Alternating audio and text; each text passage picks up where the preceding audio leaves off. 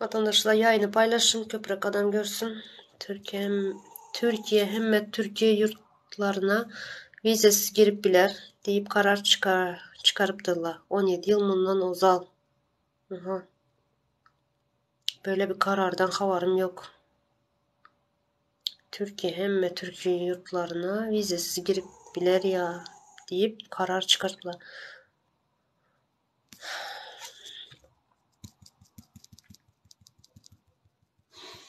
Bu karar yine bozulmasını mı isteye Türkmenistan'ın hükümeti?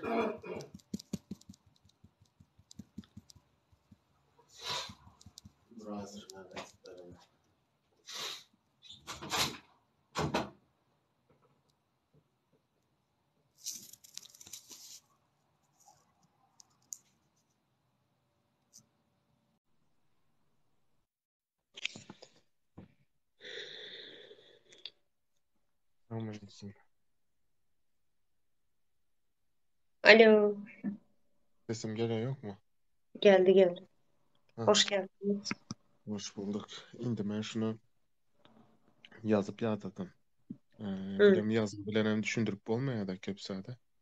Şu Türkiye 17 yıl bundan azal Türk ülkelerine, Türk yurtlara mesela Kazakistan olsun, Dağistan olsun, Özbek, Türkmen şu Türk yurtlarına girişlere vizasız olacak şekilde uyguladı. Yani Erdoğan başa geldikten sonra Türk ülkeleri vizasız girip bile yalan etti buna. Şimdi bizim hazırki cinayetçi topar Türkiye'nin hükümetinden hahiş edip sonraya Türkmenlere vize uygulayan. Yani Ankara'dan gelen vatandaşlarımız ömürde Türkmenistan'daki Türk konsolosluğuna barıp vizada başvuru etmeli. Olan onaylansa kaydıp bile olmasam kaydıp bile o kapıyız hala Türkmenistan'da. Bu. Açacak onu yazdım. Başka sebeplerin bolup biler mi? Evet, dur. Aleykümselam vatandaşlar, hoş geldiniz. Aynen bunun şu ısrarı ne sebepten bolup biler? Alpars. Alpars mı? Allah. Alparslan. Alparslan Barakenoğlu. Aleykümselam Alparslan. Hoş geldin.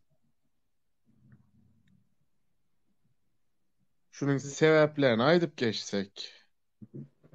Benim fikrimce bir sebebini aydayın, son birden aydarız sırayla. Birinci sebebi şu özüne yurdun içindeki halk kul olup kalmağını isleye. Yani yurdun içinde adam sanının azalmağını islemeye. Bu birinci. Ondan sonra da yine korkuva yurt dışına çıkıp hazır yurt dışındaki Türkmenler yağlı. Yani bunların hem gözü açılıp hakkını talep et başlasa bizim işimiz bitti diyen bir korku var. Benim fikrim şu. Koşuluyor şu Ha. an. Başka ne sebepler olup biler? İşte bu da bir zulüm da.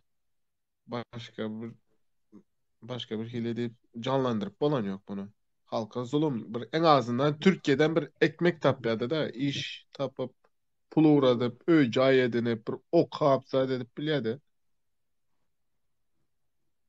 Ona mı Severni kesseler? Kara'yı Severni Kara'ya yalı sıkı tutacak da halkı. Hmm. Yani halk buna izin vermez. Vermeliler. Tamam.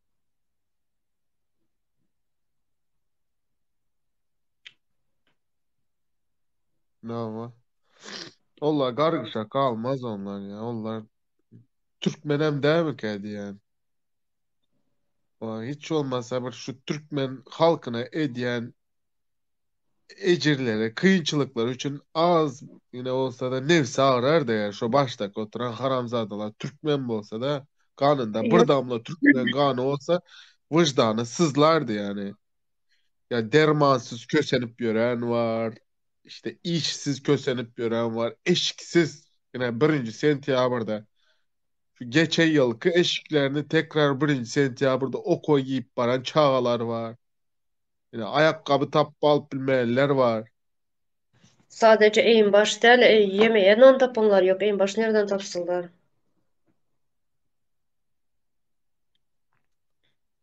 Şundan hem kesecekler. Şu Türkiye'den işlep pul ver oturtmazsa şunu hem kesecekler indi halktan. Ya kıynansak da şeyle. Men katılıp bilerim. Gel Gel. gel. Gel Buyur. Gappar sen tanaya biz. Gel. Arkayın gel.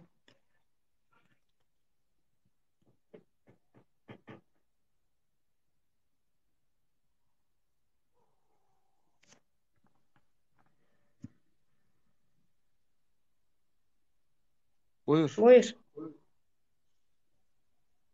Selamünaleykümler, eşitliğim dedim. Aleykümselam. Eşitliği. Eşitliği haydi ver.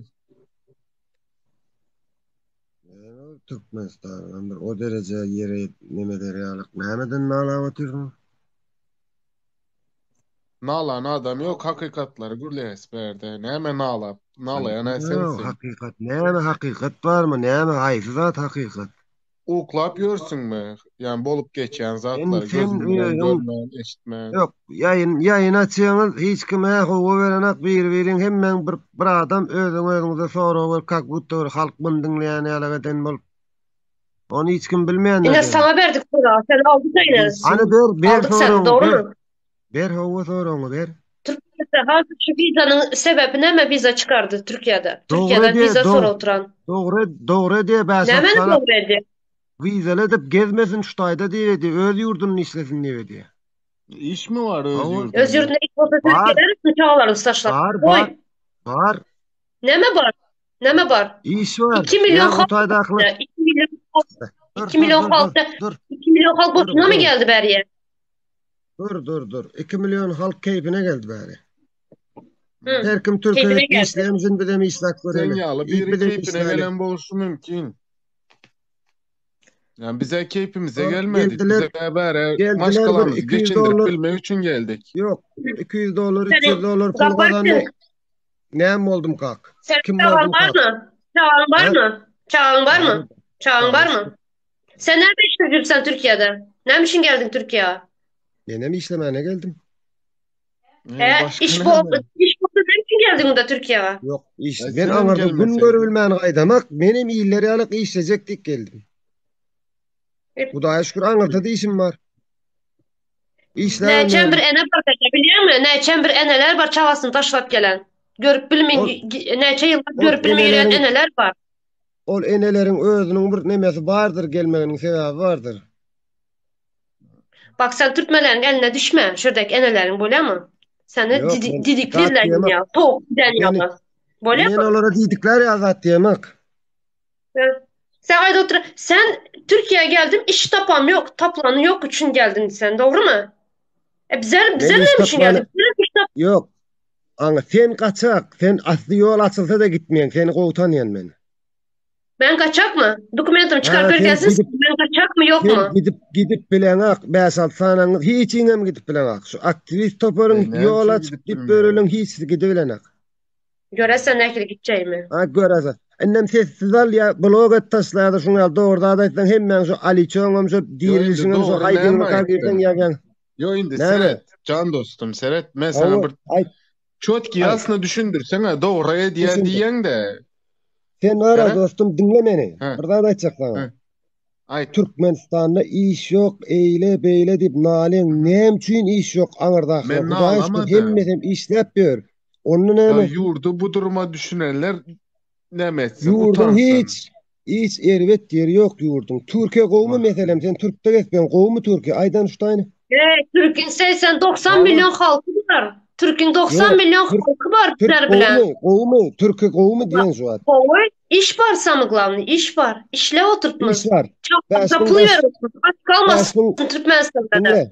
dinle 5500 TL esker hücret mesela. o Dayda. zatları düşündürme. O hesap kitabı seni özün için bil. Bize Onu sen düşündürme. Biz neyime biliyoruz düşündürecek? Sen hesap neyime kitabımızı. düşündürecek? Yok sen neyime düşündürecek golün bu dayda? Sen Yok, Sen ben hem şu sana 5500 sonra lira verecektim askeri. ha. Dur. Ver soruňy, ver. Canım bir dakika bekler misin? Ben Ver kara soruňy. sonra. Hani, Prosto şu aydan gepine cevap versene. Sen diyorsun hani. ki Tamam. Türkmenistan Türkiye'den hayiş edip sonraya menin Türkmenistanlı halkıma vize uygulan. Vizasız Tamam. gelip bilmesinler diye. Sen hem Tamam. diyen buna doğru diyeler diyen. Ya Doğru şu diye. taya gelip ekmek parasını kazanmak yaman zat mı? Doğru. Indi şoň sebäbini men Heh, düşündireyim şu vizalet diýeniň sebäbini. doğru diye diyenin sebebini düşündür. Hawa, doğru diýeniň sebäbini düşündirjek. Ova. Türkmen geldi, işledi ama Hı hı. her türlü harekete girip Aha. hani bolup görüşünü görüyorlar. Yurdunu istedin. Şu tayda sana işleme Senin de izin işleyen verecek yok. değil. Sen ne İzin mi verecek. işleyen yok? Ha? Sen ne mi işleyen yok öz yurdunda? Sen ne mi taşlap geldin yurduna? Meni işlep görün hem yerde de işte. Men isteyen yerimni işleyecek yönü men vatanımı satıp öğrenmek meydanız. Bize nerede vatanımızı sattık? Şu at ne ala atıyorsun da yaman la atıyorsun da. Dur indi, dur Nerede dur. hep Bir yapılmadı dakika, bize? bir dakika, Vatanımızı mı İş bir yaptılar? yok. dakika. İş Bir yok. minut Vizal dur canım, edecek. dursana. Yine halkını kul edecek. Ne mi halkını kul edip? Vatan deyip Kul, durma Seret. Vatan kul deyip sen bolmayacak Berdi kul. Muhammedovlar mı göz önüne getir yani? Vatanımı satmadım deyip. Bizim vatanımız, Türkmenistanımız bu arada problemimiz yok. Bizim hazırki cenayetçi topar, şu haramzadalar bizim derdimiz. Hazırki sistema. Bu bizim derdimiz. Sistema Sen o işler. yöre versen o kurban kulu mu kim o kılavullara sen Türkmenistan deyip kabul edip yöre versen. Sen nara ulumun kiçimin sen näme bu gepin bilen näme gazanýan özüňsü men düşünemek her götüň köze goýsaň mara halk dinlän o siz wara. Sen Näme ya Yok, diýerim? dinlemeye. geldin ya dinlemeye. Dinlän menem keypine içim gözýärdi şu ýaly aşyp galanyňy halkyň içinde estin diýip 45 adam dinläp otyr kimin kimligini bilsin. Ha, kara, sen tahta samolota mindirin. Çiğip yürüp oylama vatanın bilen. Yok dur. Al Komentaryalara seret. Al. Yok. Doğan şutayda komentaryalara seretsene 50 Komentarya- adamdan biri sana go'zat yazyamış şutayda. Özün Komentarya alsak olmaya diyen sen şu Kommentariyada aksada. şu at diýdim, şu at. Hemmet özüňizünkiler kommentariýa ýazýan özüňizünkiler. Şu atjak diýdim, mäli girmäkä. Düşündiňmi? Ha. Gülen bolma näme? Hemmesini hem tanaýan şuna turulýan. Yani var ya, şu toprak taşaya ya seni. Şu toprağa hem kurban olayında. Şun yalı, senin yalı adam taşayan için. Allah Hadi eyvallah. Allah Hadi. belanı Bir versin. minut. Allah Yok belanı aga versin. Doğan Haram. söz elden şuna. Hayır ya. Haramzada. Yok ya, bu sen yerim oynamadı. Yerim oynadılar уже. Girip başlamasdan. Что за понятие? Детские Evet. понятия ya. Yalı. Vatandaşı vaqt şonu uğratmalılar da geldi. Vaqt men bir diýjek zalim bardy. Eşit oturan. Ayda verin, eşit oturan o. Näli tupoya yan kadamy be şu wagt düşündirip otyň düşünün o. O enelerin Ah, yanına bu- düşmesin de yürüyen. Näme o diktator rejimler näme Türkmenistan diýip oýlap otyrmalar. Ya bu şeydi böyle ya da. Ya şu sorama cevap verip bilen o adam. Alsana Gel, şunu bir ey, nokta. gelsene. Arada gürlesin. Al şunu bir minut gürlesin. Al şunu 1 minut. Ay boş Özlem ver be. ayağının suratını koyup gelin.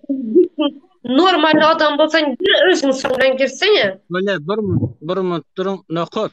Salam aleyküm. Boş adam. Aleyküm. Gowmyadalar dinle. Daha Näme üçin bular var Türkmenistany ýamanlana, bular Türkmenistan gowy bolsun.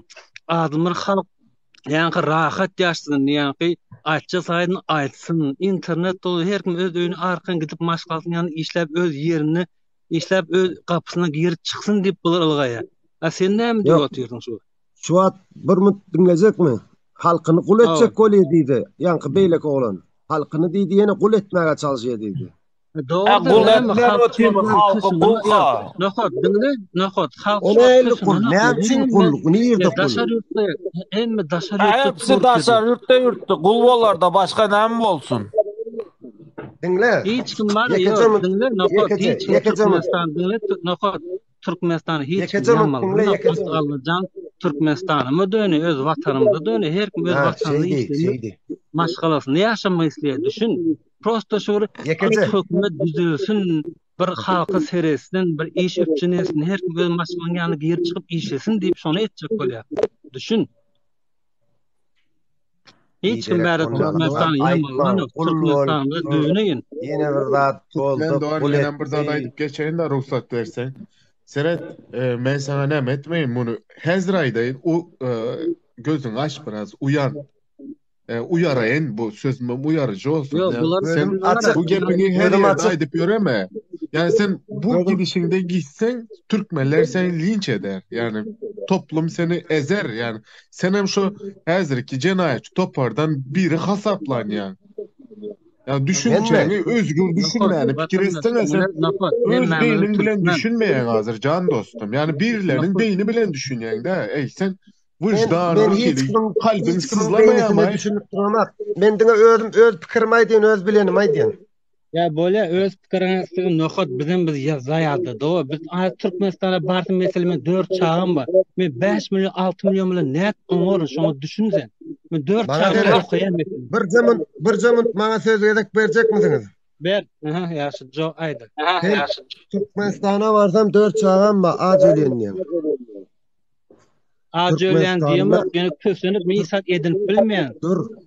Dur dostum. Türkmenistan'da näçeler halk günüňi ötü 40 türlü hünärem az diye Men misal için. owanda var hemme köslenip betdi.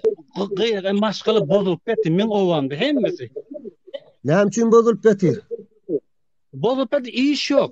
İş yok. Näme üçin bozular? İşsizlikde. Ne parnikde işleýär. 5 milyon Oğlanlar. aýryk berýär. Abeden beren o. Etin günü görüpler şu wagt var. Oğlanlar. Biz Türkmen ata-babamız Mekke'den jöwenem iýip ulap şu derejä geldik şolar Onda ýa nokat onda Az ölen yok. etin günü görüp ýaşamalda bir Az şok ölen köpüp yok. ýaşamaly maşgalymyzdan Türkmen de aýry. var. Hemmemle bir Birinci maşgalymyzdan minut, ýanyna girip çykmak islämiz ýokmy? İstesem Ben o bodu da burada- işken. Owada işden, owada 30 manatdan ýere gününe 40 manatdan aňarsy olam 6 milyon. Maşgalyny eklap bolýarmy 6 milyon bilen? İşlemeli. Ha Şu an işlejekmi men? Diýdiňizki Şu maňa şotada näme etdiz etjek ýene aýlyk az düşün. Suat Aşgabatda quruluş gidipdi. Iň az 18-20 Aşgabatda meni milyon ýene aýlyk gidip, aly. men ýene gidip o taýda Yok, 10 milyonu yok. işlep O taýda etjek yalan etjegini gep görüp berdi. ýene maşgalandan aýry ýaşamalymy? Yok. Doğan, köçeden kara svetofor bar yerde de tutsalar eltip gaba Näle ötkenler. nokat ýok düşünjäň, näle bir ulakan adam emen diýen. Her kim öz maşgalasynyň ýanyna girip çykmagyny isleýär. Öz Türkmenistanda ýaşap öz gapysyna girip ço çağajyk diýende bolmany isleýär. Şeýle bir hatda bir hökümet bar. Öz maşgalasyna bir iki adam hökümetden iş eren, şo günni görüp ýaly, bilar ediner ýaly. Ýok, şumat on zat ýok. Lübo ýere bar, pary ýa-da iş ýa-da otaga gitmeli. Günüň 130 manatdan 200 manatdan köp tap bolmaýar, düşün. İbrahim şun ýaly zat var. Ine aydyp geçdi de Doğanymyz şu iň ýokardaky. Açlığından ölen yok diye. Doğru. Açlıktan ölen yok. Bir zat edip bir zatlar tapıp iýerler halkymyz. Nokat İýerler ýöne saglykly ýaşap bilýärlermi? Hemme kim kesele o. Saglykly ýaşaýan ine bir açlığından ölen ok diýen ýöne saglykly beslenýärlermi? Şu eneň bolsun, ataň bolsun, çağalaryň bolsun. Meniňe daş döwerem hemmesem kesel, hiçbirem saglykly ýaşan ok. Çünkü Kerben. saglykly iş için ok. nokat dinle ağam. Hiç kim bärde bar bir Türkmenistana ýamanlanyk düşün ağam. Memnun Türkmenistan'da barıp maşgalanýan işte Türkmenistan düzelsin. Hökümet bäri Türkmenistan'ın hiç alakasy ýok hal ýurdumyzda. Hökümet ede oturan zat ýalňyş bir halka bolýan bir kömegi ýok, düşün. Aynen. Birinizi çıkarın, girmek isteyenler var. Birinizi Oraya- çıkarın. Ben çıkayım. Böyle kömegi yok bolsa siz bärde şeýdeniňiz bilen hem sizin bitirjek işiňiz ýok. Şoň üçin ýok, dinle hatda bir şonu seslensin, bir dinlese biz bar bir 15-100 adam Yok. bolup bar şonda da aňardy dikdiýän ýaly aýtýan basyp alypdy doty bar dinlen okur, düşün agam. Şonu bilýän bolsaň näme gerek şu zat? Näme gerek? Şimdi şoň üçin sen ýaly gorkup bilen şunu ýaly edýän ýalňyş şu agam bir aýaga alyp bir hatda bolup bizi uruş söýgüç waýna gerekde bir hopda bizim sözümüzi dinlesin, eşitsin diýerler, düşündiňmi? Hiç ýaşy olanlar. Halk. Hiç ýaşy. Bir Yani ahem memnun men bir soraw berjekden biriňde. işlemek Nerede bolany. gelekler? Oğlanlar. Halk. Öz Türkmenistan'ın Oğlanlar. halkı men. Teze Balen bir gelen şu neme birine soraw bereň näşe ýanky kim o nokot bilemem. Neme mi gowy ýaşaýas ýa-da ýaşaýyş bar diýe. Garnyň doýmagy bilen ýaşaýyşmy? Ýagny garnyň doýmagy seniň üçin gowy ýaşaýyş bolýarmy? Ýagny garnyň doýýa imäne zat tapylýar. O adamlar ýaşap ýör, aýagy üstüne diri gedip ýördi. Şoňa ýaşaýyşmy diýersiň sen? Hasaplayan zadyň şolmy ýaşaýyş diýip? Indi Suat Türkmenistanyny gowy ýaşap oturarlar näme ogurlyk edem kanuna bular. Olar organ işgärleridir hemmesi. Senin görýänleriň Ayho. ýanky organ garakçylardyr. Organ Men işgärler. o ýerde Haýsy ýaşaýan. owada ýaşaýan? 85 sojuluk var. Howada. Aha. 85 sojuluk var. Men owamda 85 sojuluk var. Bolýanny libo ýerde de bolup bilet. 85 sojulugyň 10-20 sana pes derejede ýaşy. 60-70 tanam gowy ýaşy, 70 tanam organ işgärim kanly bular. Nokot sen sebäbi o aňatlaryň hiç birini bilen hemme daşar ýurtda işläp pul urdy. Şoň üçin gowy ýaşap oturýar. Indi ýene bir sorawum var da, bir sorawum var. Ýene de 1 minut dolanmaz. Men ýaman ýaşap. Men dinläp durdum da. İşläp men pul urdy meselem. Men maşgalym gürler ýaşap. Türkmen dogan. Ene pulomurod ýazsa dogry menemine şuun pulomurod 1 minut kerwen. Pulomurod ýazsa, ne gödüňize getirin. Biz şu at pulurod ýaz öýümizde, şo pul öýümizde barýarmy? Pulumuz Türkmenistana girýärmi? Ene şu ýurduň daşynda sen öýüňe urod ýa-da pul şol Türkmenistana girýärmi? Barýarmy öýüňe? Ha? Oğlanlar. Indi 1 minut. Farhat diýen kim bolsa aldaňyzda şunu ýaýynyňda. Ara aýalon. Kerwen. Aýalon. Seret. Bir minut men bir aýdan çykdym. Farhat diýen. Çıkın birini tutun alın. Nokot gelece biraz aýdan olsa men çykjakmy, ýatjak. Nokot agam diňle bir hemmämiz bir Türkmenistanyň ýaman bolman islamyzda bir agzyry bolup bir hemmämiz öz Türkmenistanymyza işläli diýip daşar ýurtda bir şular ýalyp kösenip görmeli maşgalamyzdan çağızdymyzdan aýryl her kime näme üçin gaýdy? 5 milyon 6 milyon aýlyk bolun üçin gaýdy bir. Aýlyk az 10 pul meselende men Türkiýeden gaýtmagy men iddialy işleýärdim firma ýöne men hiç bolmady. Ýykyk jaýda ýaşadym treşim. Ahyrna Türkiýe gelip adam oldum men. Dogrymy? Oğlanlar. Men iddialy işleýärdim. Näme Nerede bolsaňam, nerede bolsaňam işsizlik adamy iş bar. Biz var Türkmenistanymyz ýamylan, Türkmenistanymyz Hudaýa şükür gül ýaly ýurdumyz diýil. Düşünüňler. Dinlen. Biz ýamanlar islamda ýa-da öldürmeli, birini atmaly diýemiz o. Şunu koda var gep düşünürmen düşünüp bilenok bu gaşyňyny Türk Michael gezýär. Thomas'ta da kurtkaly gezýän adamdyr bu. Şonu aýtýşydyn, başga girecek wagta da desene wagtyny. Ejen amryptyň onu ejen amryptyň ejen amwara şonu iptyň gyzlawanyskayn haramdan. Ağzından Hiç cem yakıştıramıyor. Kocaman adam ayda oturan gapına kırar. Ulanlar bir-birden geplerin gayret edip efirin düzgün oyunçu bir-birden geplerin seyredin bir zat var. Şular şu wagt hakykatlar biz aýdyp gelýär şu wagt geçenlik. Biz aýdamyz bu hakykatlary hiç kim üstüne batıp saklap bilen ok. Halk ýaşap ber, halk bilýär, halk hemme zady bilýär şu wagt. Şular her näçe jan çekdiler de hatta Gurban ulyň özüm ene ol etjek, bu netjek zat diýip näçe agdasa da buların bary yalan propagandasy işe yaranok. Halkın öňünde hakyky suutnamalary bilen görkezse de halk bolary inananok sebäbi nägil durmuş dowam edip durýar. Biz bilen biz owulýar bizden beter bilen halk bilmem men dinler bir aýtmam çykjak men bir ýarkaly nokot ýaly biri gelende bir içini ýakmaýan sözdür aýdyn düşün şok bolun warasydan bizden bir içini ýakkan söz aýdan bolan sövmek bolan bolýar düşünüşmeler olar ýallar bilen düşünüşmeler ho olar ýallar ka düşünüşmeler bir gezek aýtýan etmese bolly geçirýän düşündürjek wagt durmalar ama hem zat men diýdim men hiç bir söz soramız jogap berip bilmeden düşünür ody şolar. Bolmasa aktif hem menzi. Şeyle bir Ya zat gelen var da adam gelen adamı içinde Onu düşünse tapayar, kolun gappar düşünür. sintep pastayanı geliyor o efire. Tanaya sonu gappar sintep biri var. Şu pastayanın şu ayağının suratını koyup geliyor. Şu ortalığı bozuşturmak için Bir tanıyas var. biz onu. Oğlanlar şu bir geplerling neme söz alaling mikrofonunuzu yapsanız diyecek. Baron sağ manjotun Ol yiyeceğin düşünüyorum. rahat Ola olsun, düşünce ben çıktım. güçten giden de. Öyle. Öyle için. Yankı bular düşünme güçten geçen bular gücüm yok ya düşüncen nämedigini bilen oklar. Bular şol güç kimde olsa şoňa hyzmat edip berenler bular.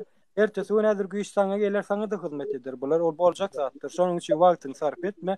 Biz häzirki ýagdaýda biziň etmeli işimiz ine Türkmenistanda şu wagtky Türkmenistanda edilip duran jenaýat işleri şular ýaly gündeme açyga çykarmaly ine. Ve bolmaly hakiki edilmeli işleri açyga çykarmaly. Ne yarın yurdumuz gow diye yarın halkam yurttaşyna seriýadan bolup görler. O halkyna içeri galan oklar. Hatta täze pasportdan beren oklar. Şonu uzoldup berýärler. Olar oň nämedigini bilen oklar. Hiç wirsi. Men iş adamsy diýip beren ýa hökümetiň adamsy diýip beren. Hiç wirsi bilen ok. Çünki bu zatlar halk bilýär. Halk közünýär, közür geçýär halk. Bular üňerkijesi özüne hem tanan oklar. Onu wagtyňyzy gidirip oturmak. Ugada tema buyur sen neme? Yo neme de yankyalyklar gelýär onu düşündürmeli zat diýerler. Düşündürmeli ho sen o da senin biziň ýalaky adam egerde görüp bilmeýän bolsa gözü bir zat öňüne ýorka alandyr görüp bilýänlerdir görüp bilmeýän bolsa biz günäkär däl onu nä hilleki görýän bolsa şolar ýalyky hereket edip görärdi. Meselem daşardan ýagyş ýagyp durdy. Ýagyş ýagyp dur, iki tane pencere var, iki adam, her adam bir pencereden seredýär. Ýagyş ýagýar daşardy. Bir adam näme görýär? Ýollaryň palçyk boluşyny, ýani ýagyşyň suwuň ýoluny bir minut salam. Ýoluň erbet boluşyny görýär. Beýlek penceredäki seredýän adam baglaryň ýaşyl boluşyny, ýani ýagýan ýagyşyň ýagyşdan soňra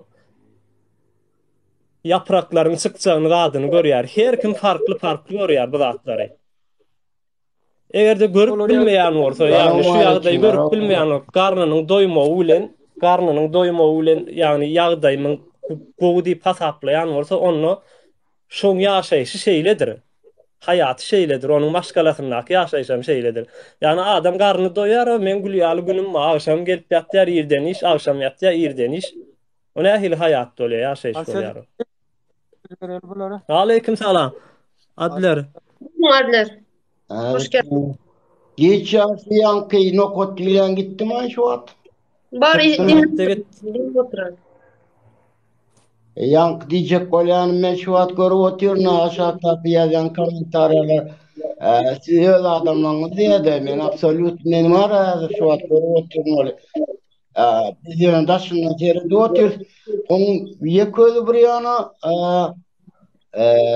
başka adamlar bir yana yankı vatan için vatanına mesela yurdumun kentlik zatların aydılarını hükmaşlar ya aktivit ya yurdun düşmanı olayar o ne böyle oluyor. Kim diyeyim kim aytmalı mesela bir kemçilik var ya aytı ya Floryal bir düzgünçülük doktor ya Floryalık zatlar aydır ya olun hükman vatan düşmanı ya aktivist şonu ya olayar şunun gurrun sonunu geliyor adam ya şunu aytacak Or sistemasından galan ne oldu o? Savol. Or sistemasından galan demiş ol. Yani adamla ağına ildirilen zat da birden veri galan. Hakik or sistemasını Gowdijek kola orslar da dağıtıp giden Türkmen vatanı, Türkmen halkın in başını şolar da başla ne miwat şu var. Ortalar edenlatların miwatı gidip oturuyor şu atla. Ara içmeni üretti, oğuz etmeni üretti, zina etmeni üretti, ortadan edenlatlar. O orslar gelmeka Türkmen urtaretli namazı da attılı. Orslar gelmeka arasat da Türkmen. Özünün deyap desturu vadi, milliliği vadi. Hakiki şu adını bilen halkımız bilen ok. Nira yörüleri, nimet etmeli, ağzını bağlattı. Bağlarını ağırlarla gürlemene hiç ili yağday yok. Utanın yağday, Türkmenistan'ın yağday, düğünün şeyle. Hazır Grajdan rayatlamızdan organ işler köp deniyorlar. Bir adama 2 tane organ işler deniyorlar çuvat. Gürler ya hiç ili gürleme yer etti. Niştada oraya çıkıyor düşünceler nemedi uğradı oluyor. Gürlecek olan adamlara da yankıyarak aslı şeyler olmaya sonra hayran alıyor. Yankı diyecektim de. Nokot değil yani. Sizin adamlarınız diyecek oluyor da. Men doğrusu var ya şu göre oturuyor. Sen şu cinayetçi toparın hükümetin koşadırnak içinde hükümetin şunun için ona dikkat etmeyin.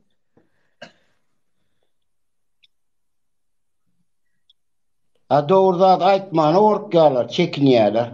Neyme doğru neyme yalan, şunu aydı bilen o. Doğrular, aytyanı da atlaşıyorlar. Düşünce pes, bizim düşüncemiz pes. Hiç sağda düşünemiyor, düşünülemiyor. Düşünenlere de şuraya alaklar, yankıya alaklar. Daşından emek gelirdi. Hayti adam şu an öz hoculuğunu maçkalasını taşlap yavrum. Ne edip cüda cüzgöleyerek o örgülleri aktivistiydiler. Vatan önüydüler. Şu an olur aktivist hakiki halkın anadası bilen. Maçkalasının anadası bilen. Gürülecek kolyaları olun. Daşından yankıya şahatlık şeyhi fiyatlar çıkya. Tersinden tutturuplar. Olur bulaştırıyorlar. Ben şu an gelenme 3 yıl oldu. Türkmenistan'dan gelenme. Adler Doğan ben siz bilen biraz görüne deyin de. Seyredin şu cahillik diyen zat da şu özüne yani özünün içi rahat yani spakoynu bolan yağlıdır yani söğünüp yani Edenzade özünü köpçünün içinde özünün kimliğini görkezdi özünü düşürdü aslında. Yani sadece öz göğününü özünü aldadı bu. Yani göğününü götüren oldu söğünüp yani söğünmek bu neme kazanç değerli hiç kaçanam öz özünü düşürüyor. Bu bir ikinciden şu dayda bir Türkmen diyen bir doğanımız aytı da düşünmeli diyen gefe azap geçti. Bular ýaly bir şu häzirki cinayetçi topar şu Türkmenin ganyna susan haramzadalar bular tarapyndan jüýsüne girdeje bolup duran adam hiç kaçanam olaryň ýalňyşyny halka edilýän genosidy hiç kaçanam görmez. Hakiki. Men şu an 55 yaşında var men şu an 50 yaşım 55 olmen şu an Türk'te işlep gör ne için işleyen men hocalımın aladası için işleyen men çağalımın aladası için iyilemeniz oğlum eyüm hava avrayım alacak il bilen men de şirak bolsun dip işlep gör anırsına zerettiğinden doğrusunu aytsam başkalar düşünler ne için ben şutalarda işletmiyorum bu orta meşrutada kalıp işlerini de seyrederdim de. Doğanlar meyne şurada azın şurada 50-56 adam var da şurada şuların köpsem Türkiye'den. Sizler hemmenize bir soru verin şu Türkiye'den Türkmenistan'a varılsın pense alıp biliyorsunuz mi? Pense olacak mı size? Ne gün göreceksiniz Türkiye'den Türkmenistan'a varılsın? Kim bakacak sizi? Nimet biliyorsunuz ne değil? Pense. Pense var mı? Aydan pensiyon yalday ne? Pensiyon doğru etsen bir para bilen pensiyon çıkılıyor. Zihimcan. Hazır tak şeyle çıkılıyor. Mesela yani ucuzca. Milyon yarım. O ne oldu? Para borlu geçti. Her kim üstüne para veriyor. Yani köpetmek için. Şolar yağday. Çıkayımda da yaşında olup çıkayımda da o takvar bu takvar eğit olur yalık yağdayı var şu Türkmenistan pensi meselesi. Nekli gün görersin? Stajın olmalı. Mesela Nekli gün göreriz? Kim bakar bize? Kim bakacak? Yine çağalarımız gelip bir de işlep mi bize bakacak? Kuçuluk edip.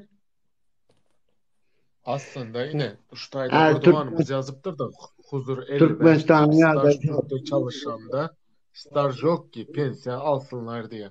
Aslında Türkiye geldik köp hünerin iyisi olduk.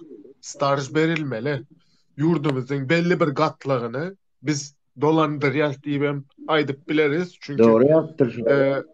pul elden ele geçiyor. Bizim oradan pullarımız bilen belki dermanlar, zatlar, kesellerimiz goğulaşıyor, öyümüz, cayımız güzelleşiyor, onarılıyor, maşin Doğru alınıyor. yaptır. Şu bizden, Türk'ten, daşarı yurttan baran pulları bilen ediliyor deyip demet ya, fikir ediyor. Şunun için yurt dışında işlep, yurda şunçalı girdeci girizen, halkın ayakta tutanı yok mansuratla pense bulunmalı aslında. Hemem yeni de bir zat var Türkmen. Ine bizine yurtdaşına işleýär Türkmenistana pul gönderýärse, her kim özüniň ýagdaýyna görä 100 dollar, belki 200, 300, 500 gönderýändir. Ýöne biz şo puly, ýani Türkmenistanyň içiniň ne iýmitini ýýäs.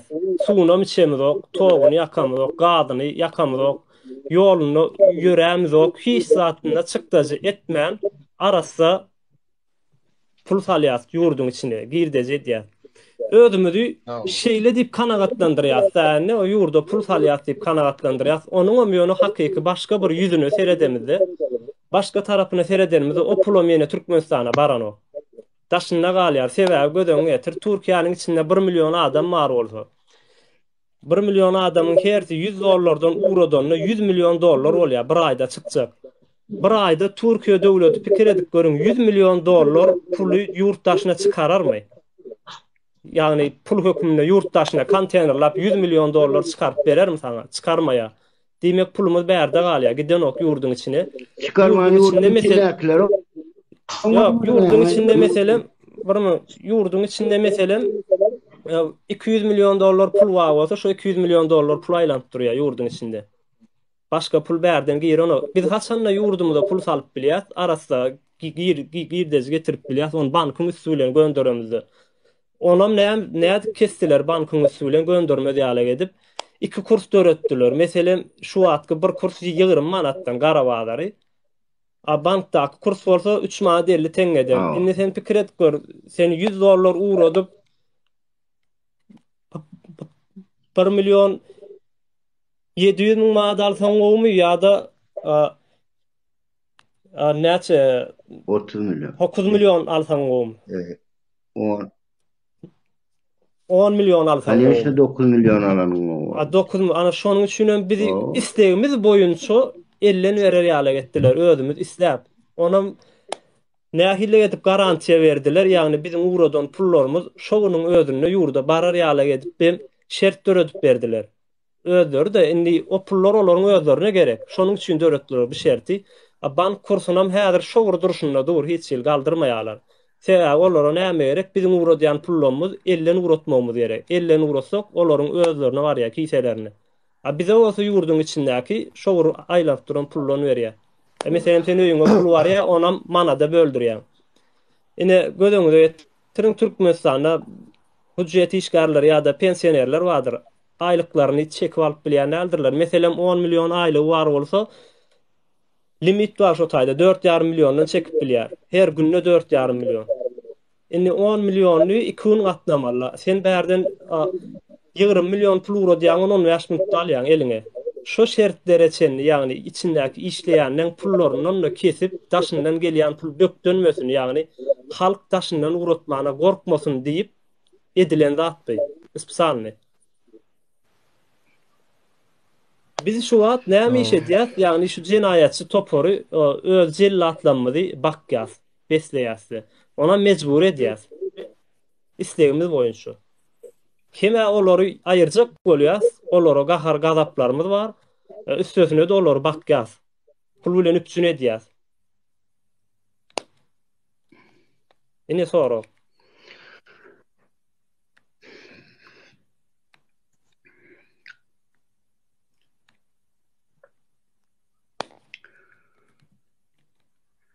Hökümet işgärler şu baryan pulları var. Mesela Ha? bärden baryan pullar.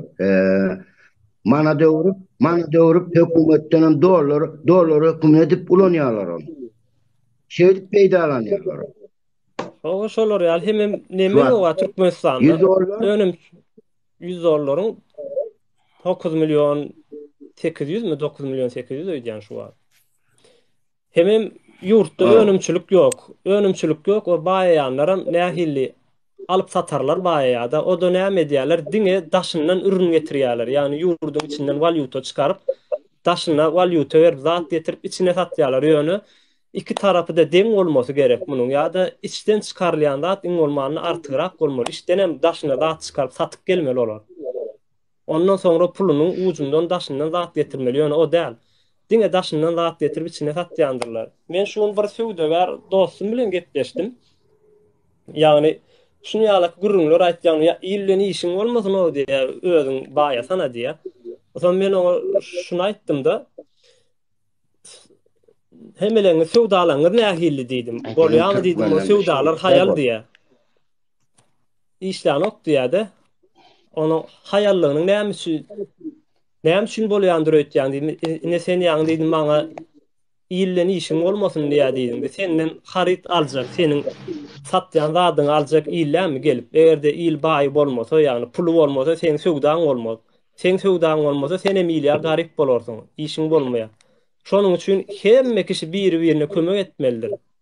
Goňşusyny görmelidir adam, ýanynaky hökman görmelidir. O men baýaýyn, ýagny pul men bolsun, ay illen işiň bolmaly, il garyp bolsun. Il garyp bolsa, hayallar hemme senin hem işiň bolmaz. Elinde hünäriň bolsa da sana iş tapylmaz. Ya adamlar garyp iýjeňi oradan tapýar.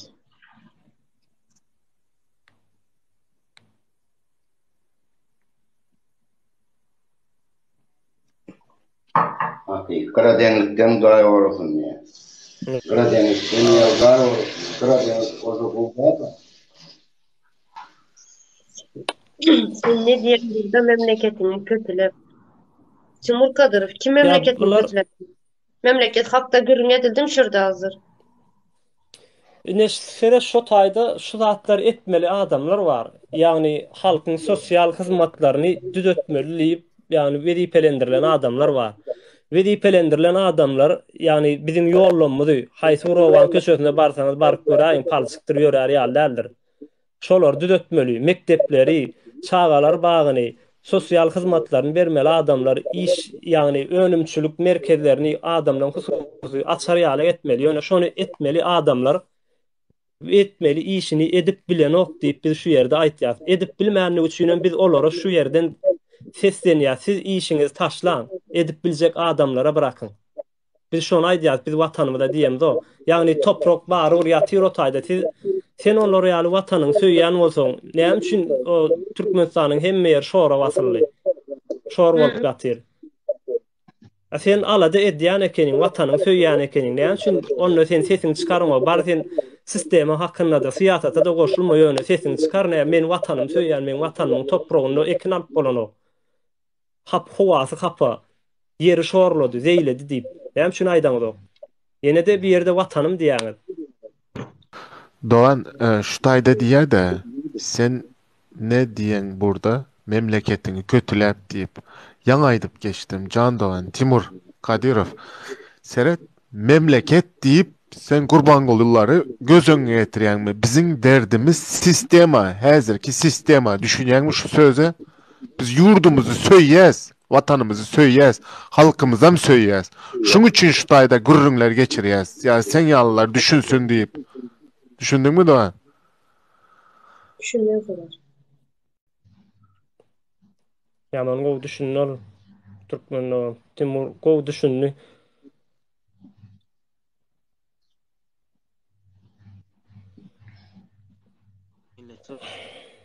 Alparslan sen bu temalar hakda näme diýip pikir edýäň? Men wara näme diýsem gam esas men diýes milyon zat bar neden bir rejim, hökümet halka sereden ok. Ine içimizde bizim şeýle bir dogum oglanlar var, söwdüler oglanlar var da. Ine hada şu men dogry maýsam aňyrda käbir görýän haritlemiş da ýok. Meselem gizlik zat mak kofe, gaty go kofe da mak kofe ýaşyl. Şonuşda hiç de tapamak. Meselem gizlik meselelere aňyrda go haritler getirip taşyryda gidip gat go söwdalar edip getirecek biznesmen oglanlar var. Şolara iň bolmanda şolaň ýolunu kesmeli ha şolaň ýolunu. Şo yapma şolaň ýolunu. Şolaram näme ýer halka teretçe, kol şolara az mümkinçilik döret. Bar haram nadylar öldüňiz, bir ediňler. Olar mümkinçilik beriň ha. Bilemek bu halkda näme arwa bu hökümetin, näme etdi, näme atabagynyň ganalgy, tamam näme. Şu halkda nätenem. Näme üçin olar ýalytyň ganimlik etdiň, düşmançylyk etdiň halkyň. Yok Alparslan. Bu häzirki başdaky haramzadalar var ha, bularyň ganynda yekece damlada türkmen gany akýan däldir. Yani aksady hiç olmasa wyjdany sızlardy. Men şu Türkmenler şu hamma dost dogry maýdan. İşte. Ine häzir bizim Türkmenistan bir altynyň ojalyň üstüne oturuyor. Bizde duwut 7 üstüne gavat gelýän dünýäde duwudymyz bar ha. Duwut kaçty boýunça. Ondan soň Nevit Gazakda gurrun ýok. Tokta 3-4 döwlete üstümizden transit bizim oturan ýerimiz çatdyr gowy. Onuň gelip otur pul. Bar sen galany sen bednewiz haram nadaryň etdiň, iýdiň, ýutdyň. Duguzdan gelýän girdeji 6 milyon halky o Arap Emiratlıklar ýaşady bilýär ha ederine tutdy. Bular bu edeýin näme pikire bir ýok. Etjek golýanyň öňüni kesdiler. Etjek golýan bar. Şurada ýurdun içinde 10-20 tane men ýen täze oglanlar bar. Halka hyzmat etjek, kömek etjek. Şulaňa ýolny ýapyp biler bular. Men bilemok näme türkmen halky bular. Bular türkmen halky näme etdi men şoňa düşünemok. Hiç aklym çatanok şoňa. Indi men öz pikirimi aýdyp geçen şu taýda doýan aslında var ha. Olaryň şu zadymyz var, bu zadymyz var diýip aýdyp geçdiň de. Aslında bularyň ağzyna şonuň muny nädip canlandyryp bereýin. Ine bir ormanda diýeli bir möjek bir zady awlady. Onu da iýdi, bitirdi. Diňe sünkü galdy. Soň biziň hem häzirki jenaýetçi topar ine bu musturçy kuşlar var ha. Näme diýilýär şoňa? Ha. Şolar ýaly da izinde galanny zat edip doýup bilen oklar entek. Şu orsun izinden galanlarını çöplep iyip ýörler de ondan soň oňa doýup bilmeýän halk sömürmeyene başlaýarlar. Bir zat edip şulardan pul alıp bilermiken diýip. Ine gaýlar olsun, balistalar olsun, Emigrasiýa işgärleri. Emigrasiýa olsun. Niresinde seresen diňe şu oçert bilen viziatka. Başka hiç zat. Doýup bilen ok. Çünkü yeten ok onlara. Sadyklarda bile, mekteplerde bile viziatka. Her yerde viziatka. Korrupsiýa. Söz alıp bilermi şu yerde sesim gelýärmi? Buyur.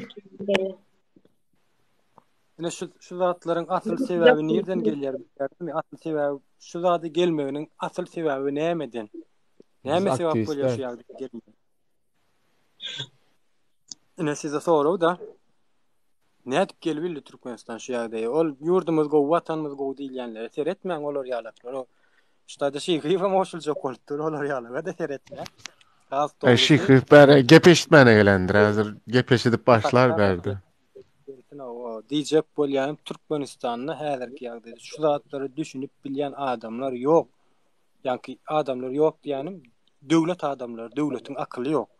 Şu zatlary ýerine ýetirmäni, şu zatlary uýgundurmana, ýa-ni ornaşdyrmana döwlet akyly ýok, galmady.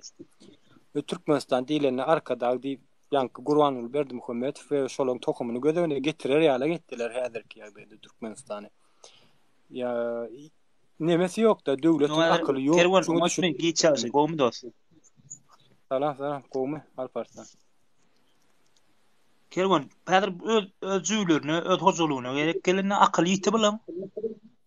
Oňa ýeti halka garşy. Şartlık sümsük sen orada bekle bizi. Seret. kellen açılsın biraz dinle bizi. Bill Gates'in ki hali işleye kellesi bolan ödüne gedek gelenler. Kervan. Ava. Üçleme gezek gelendi. Ava. Prostocu uçatka oynayamaz. Şoňa sen kelli işleye atow işle ödüne gedek gelenler. Seret şu yalana hizmet edip görenler.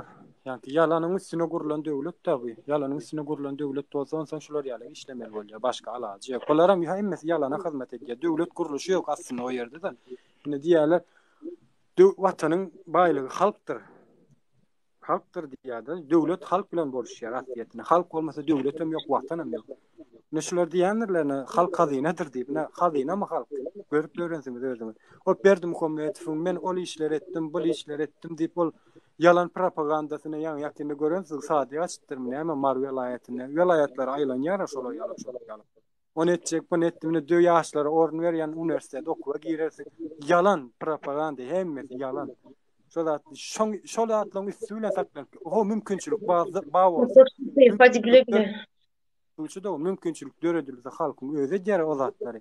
Bir ýer salyp bermeliler, halky öze etmeli o zatlary. Mümkinçilik ýok şoňa.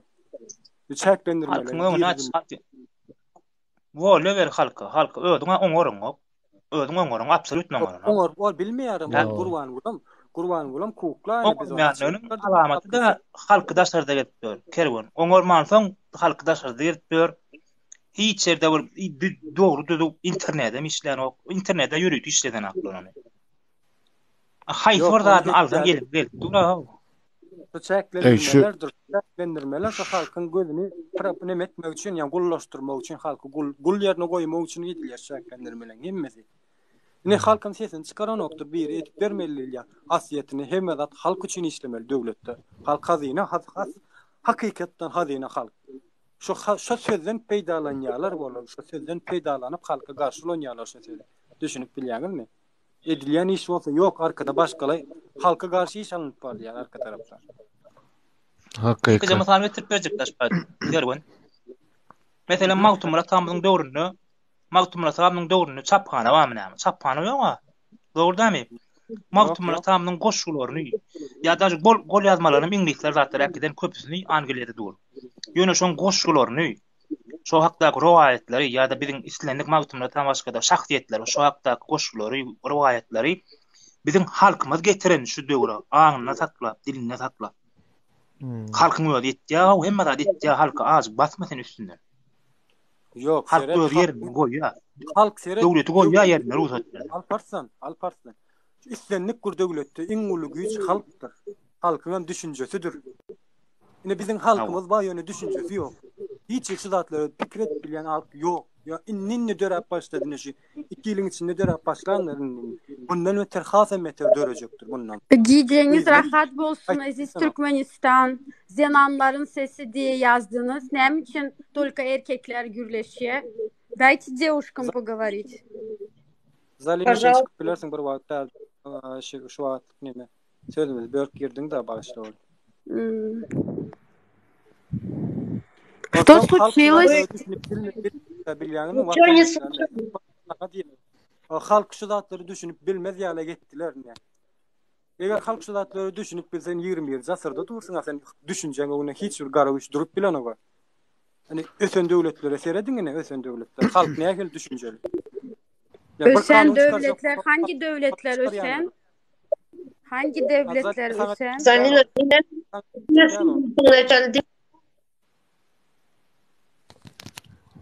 Çaplar şol ýarlar gelýär, onu gurulňyň arasy da ýap çykaryn ýa bizi çykaryn diýen ýaly. Ben bu Zarinalyny bilemiyorum bunu. Bilen bolsam. Indi men bir zat aýdyp geçeýinmi dogan şu internet diýip bellep geçdik-de şu interneti özüm gözledim-de. Diňe şu Koreýadan başga yurtda internet çeklendirilen däl. Hatta Afrikada elinde telefonu bar olan adamlarda da interneti işleýär. Hatta şu Afganistan, Suriye, Ukrayna uruş olup duran devletlerde de internet işleýär. İkinci interneti kısıtlanan yurt Türkmenistan eken-de. Ya buna yol vermeli däl. Biz yani Kuzey Koreýa ýaly o milletlere mengzemeýäs biz Türkmen. Buna yol vermeli däl. maşgalamız, çağalarımız, en atamız bilen gürleşip bilmeli biz. Buna sessiz kalıp öğretmeyin. O bize hizmet etmene geldi. Buyurun da. Umut şu yerde bir gen burada da aytıp verecek. Yani halk için şu an internet. Dura Türkmenistan'da. Hemme de adam halkın karşısına edilýändir. Hemme de Kurban Gulyn karşısına değil, halkın karşısına.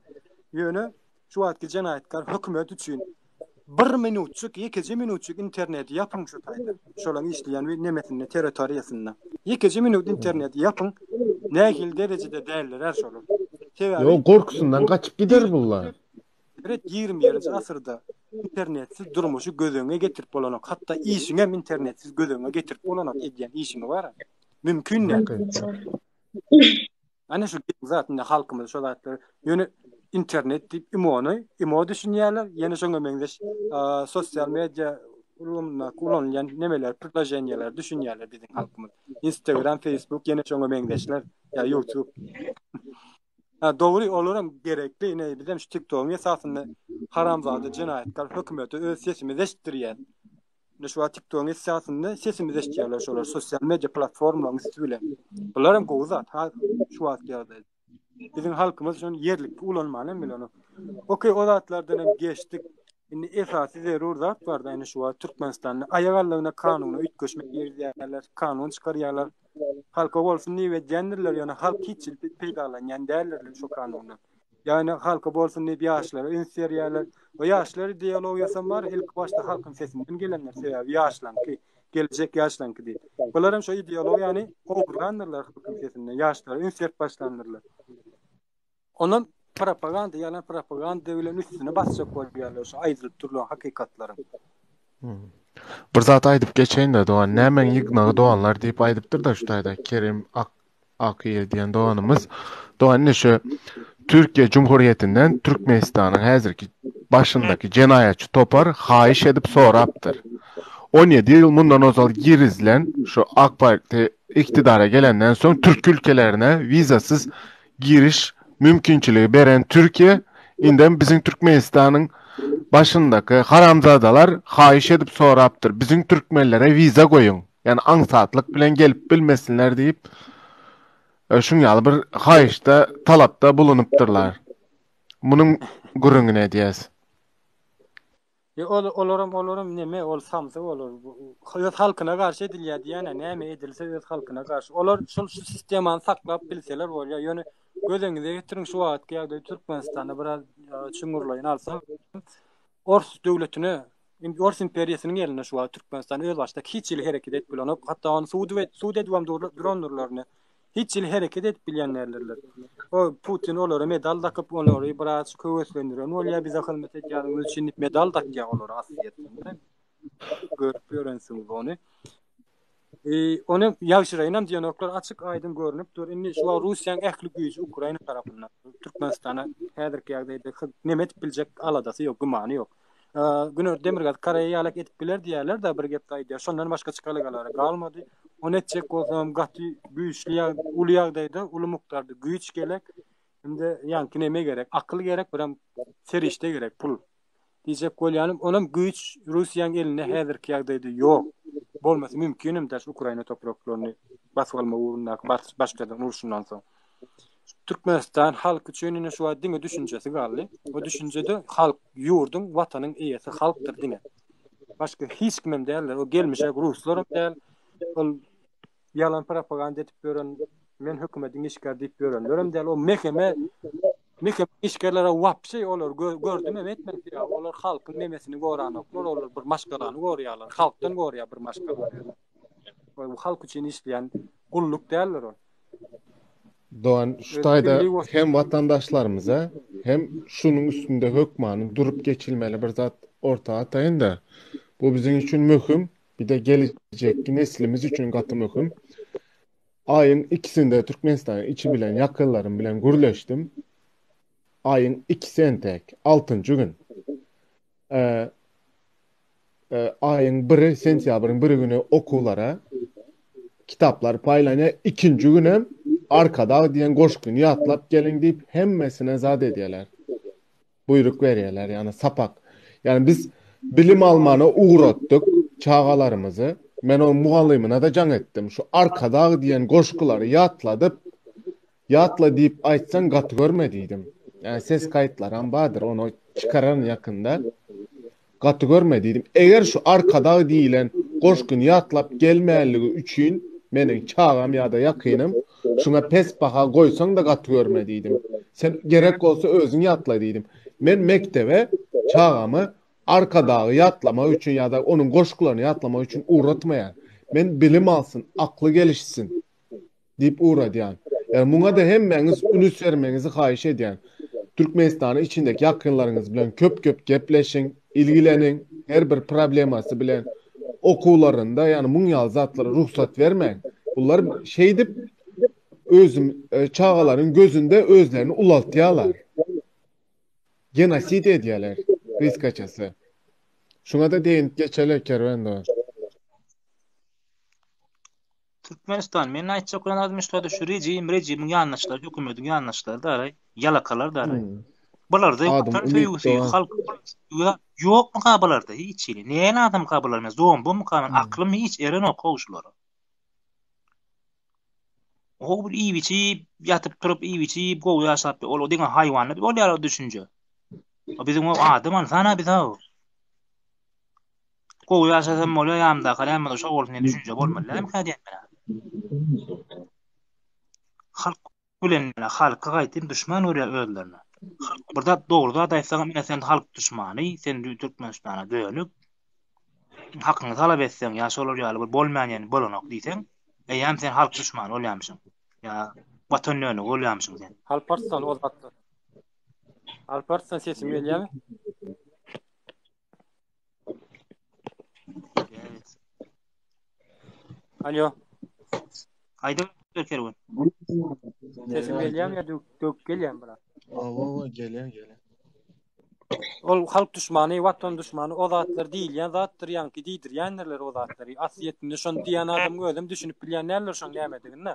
Ne biz özümüz aýdyp oturýarsan öz agdymyz bilen. Watan hemmämizinki. Watan halkynky. Menim halk, senim halk, sen başgalan biz serede oturan ähli kişi halk. Watan hemmämizinki. Biz watana garşy bilýämiz ok. Çykmagy mümkünemde. Watanymyz söýýär, hemmämizin söýýär şu wagtda. Biz şu wagtda Türkmenistan jenaýatkar hökümetine garşy. Biz watany öz elimize almakçy halk bolup. Şu bilgileri bermekçi biz halka. Bilmeýän halky, düşünmeýän halka şu bilgileri berýär. Halk watan dönügi diýip gören adamlaryň özleri dönükdir. Olar hem watan dönügi, hem halkyň dönügidir. Bunu şu hakykatlar aýdypdyr. Biziň aýdyp duran hakykatlarymyzy şolan hiç bir aýdyp bilýän däldirler. Aýtmasy mümkünemde. Ruhsat beren oklar şolar aýtmaly. O düşünmän milyonerler olar. Ine watan dönügi şolan özleri. Watan dönügi siziň organ işgäriň, mehkeme işgäriňiz. Watan dönügi, halk dönügi ödem hemme şu wagtda.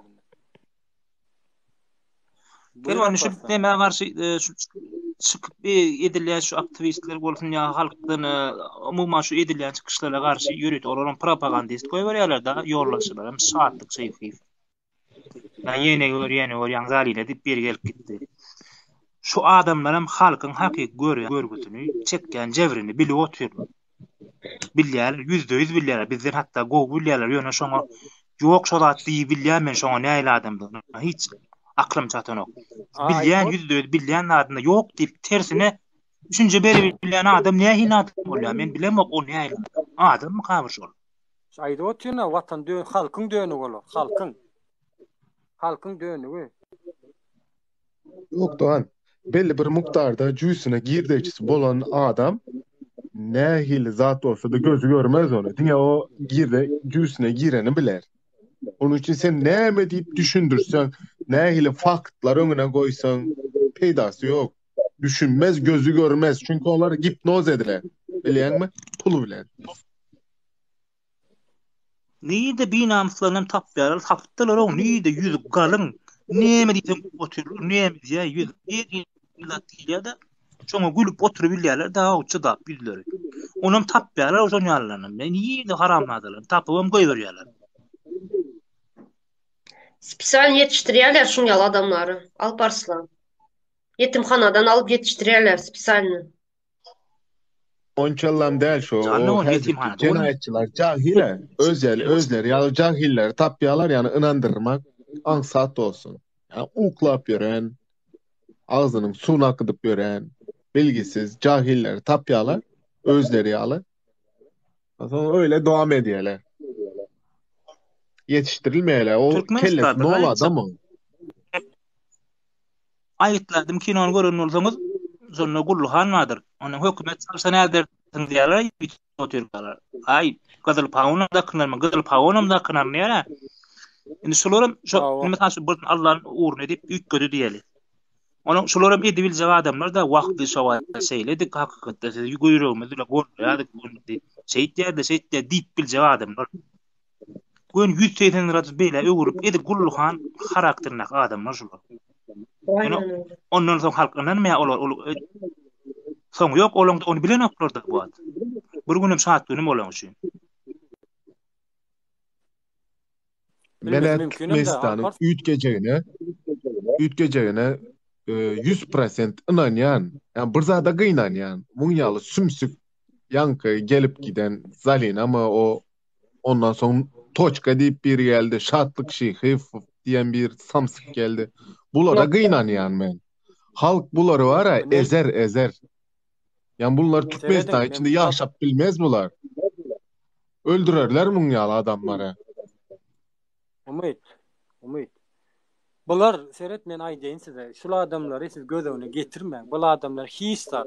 Şular adamlar halkyň gözüne hiç kim.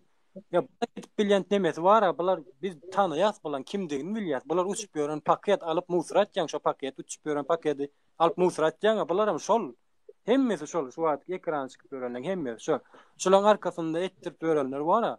Biz şol adamlaryň kimdigini, şol adamlaryň näme iş edip duranlygyny açyk çykarýas bolan götleri beşip şolar ýaly adamlar şolar ekranyň ýüzüne çykarýarlar. Halkyň biraz çygan bolsa ters tarapy gönüp durun minenýesini. O oýun nähil oýnalýan bilýäňi de hemme. Halkam özü samsyk bolsa halk aýdyn. Eger siz samsyk bolsaňyz şu zatlary alanyp bilersiňiz. Ýok, samsyk däl hakykatdan özüňiz tanaýan bolsaňyz, özüňiz seýleýän bolsaňyz, özüňize hormat goýýan bolsaňyz, onda hakykatyň tarapdary bolarsyňyz. Yani biz halka şuleýle bu beýle diýip aýtyp şu wagt geçen dilime sýerlik aýtyp ýene bir-birden aýtmaly bu zatlar halk. Şu zatlary düşünmeýän halkyň 20-nji asyrda ýaşap bilme mümkinçiligi bolmaýar. Şurada doğanımız yazan doğru halk inanmaya halk korkuya doğanla halk nemeden korkuyor neme korkar yalı neme var korkuya diyenlerinizden bizer yalı iki ayaklı bir adam ona neme korkar yalı nemesi var Halk korkak der atuşu doğan halk korkak der nemesinden korkmalı. Korkyan olsa bizem seyretmeye yaşıyordu. Bizim yani şu ekrana gelmen bizi seyretmeýär, dinlemeyerdiler bizi. Ol maňa saňa erkeklik etmeli bolsaň başarýarlar. O korkak däl, çäresizlik ýa-ni syýasata goşulma. Siziň öňüňizde basyş edýärler diýilen düşünjeler bar. Seret, istenlik bir döwletdiň hökümeti şu açyk pikirini aýdýan adama näme üçin basyş etmeli asliýetinde. İstenlik bir döwletdiň hökümeti. Ine men öz pikirimi aýdýan, hakykatlary aýdýan, ine gündeme çykarýan, açyga çykarýan. Hani näme üçin maňa basyş etmeli şu sebäbini düşünürsinler. Haksızlık ýöne häzirki ýagdaýda postsovet döwletleriniň afijesinde haksızlyk dowam edýär. Haksızlyk nereden gelýär? Kanuny işlemeýän döwletlerde gelýär. Ýok, bu gorkoklyk däl. Ýani bu düşünje, ýani mineni asliýetinde siz şu zatlar aýdanyň bilen köçe açkanyň bilen näme üçin saňa garşy çykyp şu zatlara pikir edip görüň, siz hakykatyň taraplary, hakykat aýdýaňyz siz. Onda näme üçin sen Allahu ekber diýip 5 wagt namaz okanyňam sen ýalan bolýar da, dogrymy? Der hakykat edýän bolsaň, hakykat secde edýän bolsaň, pardyň ýerine ýetirýän bolsaň. Sen Şuýda goşmaça bir zat bar da, soňam şunan bellep geçen gyskaja doan, soň baskı edilýär diýilýän ýeri bar ýöne. Ýok däl, baskı bolýar. Haçan bolýar? Aýyny şuňaly tanamadyňyz adamlara inanyp, onlara at familiýa berip, ondan sonra şonlaryň izinden gitseňiz, ina şonda siziň öýüňize baskı bolýar. Öýümüze basyş ederler diýmek gorky dälmi?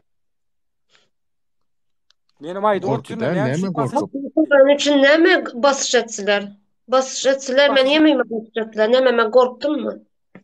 Korkup kaçtım mı? Görkezmeli, gele diýmeli 16 sotuk melleň içine girsen, gaýdyp girsen aýaň urup döwerin diýmeli. Umut. Näde senin öýüňe gelip basyş edip bilýärler ya, senin o öz öýüňe o. Şahsy. Soňam şu taýyny deginip geçelde dogan şu taýyna.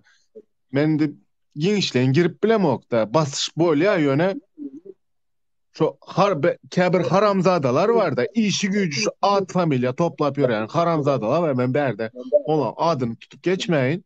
Haçan şolardan ýanyna ýakynlaşsa öýüňe baskı bolup başlaýar. Seret neme? Umut. Men yine düşünürdüm. Watanyň, toprağın eýesi halk.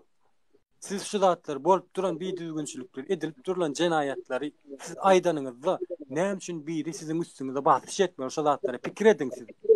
Siz hakykat aýdýaňyz. Watanyň eýesi siz men aýdy oturna maňa näme üçin basyş eden oklarna. Basyş eden bolsa başda basyş etdiler, dogry yalan näle etdiler, olam ettirdiler bir yerlerinin etrafında da hemen anaydı oturmayın yöne. Men şon pes etmedim mi basyş etdiler diye. Ya umut sana basyş etdiler ya Tuğçe doğan sana basyş etdiler, pes etmediler. Ne için basyş eden oklar? Biz basyş ettirecek kolya sözümüzde häzir ýagdaýda. Basyş ettirecek kolya. Ne için etmeli asiyetine ýurdun eýesi sen halk. Menem hakykatlar aýdýan, edilip durulan jenaýatlary açyga çykarýan, gündeme çykarýan. Olaň janlaryna ýarany. Aýtmady. Hakykatlar aýtmasen, damyk gel. Gorku propagandasyny ulanýar halkyň garşysyna şular ýaly. Alparslan, aýdany Alparslan. Mikrofonuny siz açdy.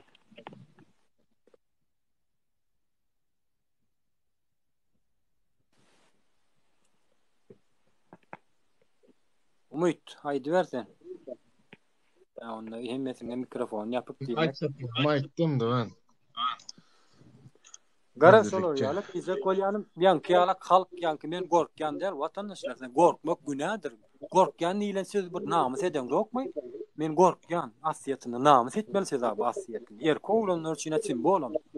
Ya sen men üçin sen Türkmenistany nem etmelilersin sen özüň üçin etmeler. Men üçin etjek bolsaň ya ýene bir ýer üçin etjek bolsaň etme otur öl. Oturduğun ýerde götüňem gallarma. Men geleceğim üçin gara göz çağa çyklam var sen. Çağa çıklandan boljak nesiller var. Bizim en atamız şulatlar etmenlikler bizde şu var. Tema en atamızın demesini ödýär ki öz borcumuzu ödýär ki gelecek çağa çıklanmamızın öňüne boşlaryny ödäp otursun öz janymyzy odun için at. Ne biz öz janymyzy odun için atwan biz size gowdurmuşy getirip bermeýärmi? Bolmaýar abi, adalatsız bolýar abi. Özümizden demokratiýa, adalet isleýäňiz ne adalet? Haklylyk isleýäňiz, hak zatlar isleýäňiz, haklylyk şu. Siz hak edýäňiz, eger siz sesiňizi çykarmaýan bolsaňyz, şu bolup bir düzgünçilikle sesiňizi çykaryp bilmeýän bolsaňyz, siz hak edýäňiz. Sesiňizi çykarmaýanlygyňyz üçin beter edýär.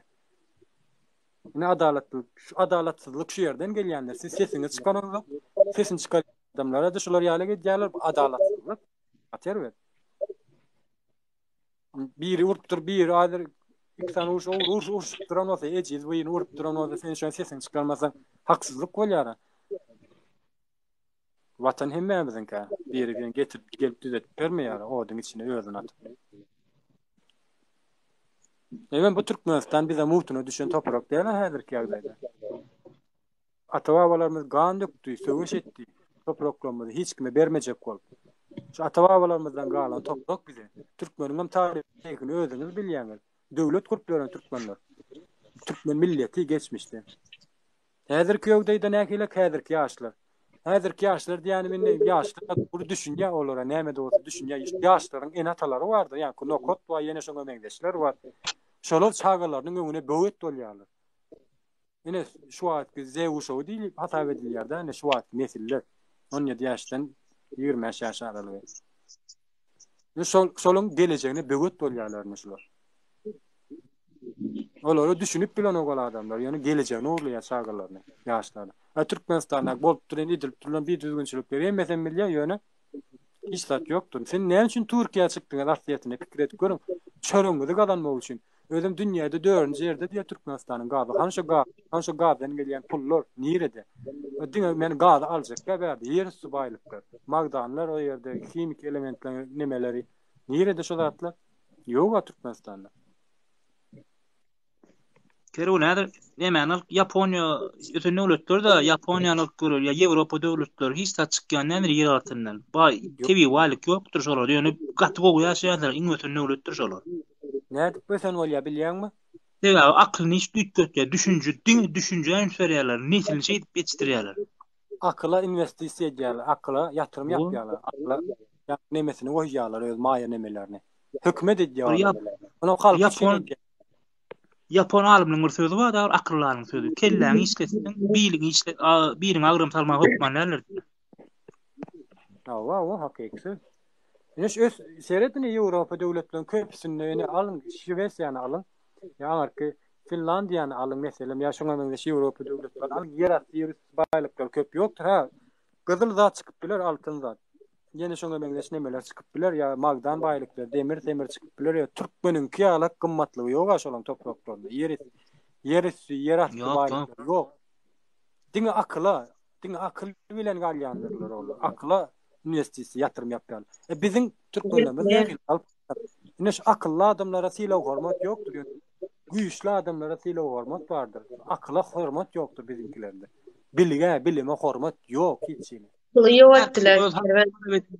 Hakyny talap edende sen halk düşmany bolýan bolsaň onuň sen näme düşünje bolsun sen? Düşünje seni dörüsün. Şo düşünç şolatlar etmejek bolýar. Orsyň nemesi bar. Orsyň güjükleri da diýjek bolýar. Şo öňkü gelýän näme ýürüdýär bular. Öldürüp gowy ýaşaýar bolýar, başga iş ýok bular. Neme halparsan 20-nji asyrda orsyň kimdigini tanady, bütün dünýä tanady ölemine şu wagt. Orsyňda izarlayan bolsaň seni bütün dünýä tanady orsyň kimdigini. Paraga turan halkyň garşysynda men sen topraklaryň batgaljak diýip, wagt için uruş başlatdy. Dedim Ukrainany öz başda koljak kolya olamaýdy, ýok öz başda bolmarsyň diýip. Ýene şol şeýle. Russiýany näme burada tanady? Kerwan. Sen düşünje bir daýdyn. Ors var dünýäde iň güýçli döwlet düşünjesi bilen dünýäni gorkuzdy. Hakykatda olar ýalan däl ekene gördüler ene. Propaganda şok. Düşünje bilen gorkuzdy. Orslaň ýaragyny gör, ýönüni munsyn gör. Diňe düşünje gorkutsun sally. Gördüler Ukrainany. Howny. Altay bolup bara iksan welaýetini alyp düşüp bilen owaby. Düşünje däl, ýok. Düşünje däl, propagandadyr şo, propaganda. Ors ýokdy, ors güýçli, ors eýle beýle. Ünedem dünýäde harby goşuny oýunçy ikinji ýerde dur, Amerikadan başga. İkinji ýerde. O 80 milyonluk halk, 80 milyon döwlet, 150 milyonluk halk döwletiň garşysyna çykyp otyr, uruş otyr şu wagt. Ödem dünýäde harby goşuny oýunçy ikinji ýerde dur. Nägelik güýç bar eken ortadan, ha? Güýçlüligine söz ýok, güýçlü diýýän. Näme şu alyp bilen onu iksan welaýetden obrasyndan alyp güýçlü bilen owa. Mümkin näl almak. Onu olur ýaly däl ekene etat diňe propaganda bilen bolsa ekene ursyt. Awa. Ane mikrofon ýapaýyn sen dowam eder parçany 2 minut. Bolýar. Mesal üçin şu wagt Ukrainanyň ursyty ilerletmän saklaýanyň sebäbiniň esasy bu sebäpleriniň biri propagandany ýa-ni informasiýon söwüşi gowal gidýär Ukraina. İnternet, sosial mediýany gowulanýar. Onuň adamlaryň akryna watançylyk, watana bolan söýügi bolsa da şu wagtny 1 milyondan geçipdir daray. Söwüşe goşulan adamlaryň sany 1 milyondan geçipdir. Indi bundan soň mümkin ýadroýaran ataýmasa, diňe ýadroýaran atyp alyp bile Ukrainany. Indi mümkin näl, hiç mümkin näl. Her ýerde partizan gurşlar gitdiler. Olal ikinji Jahany uruşunda da şollar nemisleri ýyna gaýtaran. Partizan uruşy gaty täsirli atdyr. Şu wagt Ukraina şoňa başlady. Polny. Olum, ýanky düşünjäni polny sallar halkyň aňyna. Watan ýene ýanky düşünjäni polny sallar halkyň aňyna. Alparslan.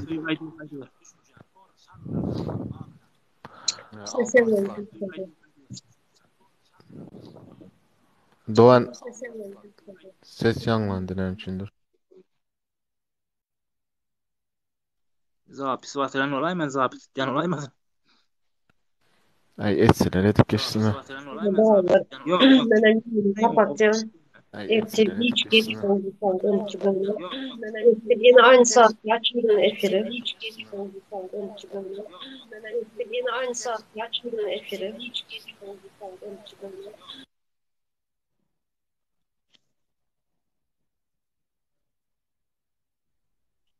Ýaňy aýrylyp ötjeni. Gelelim.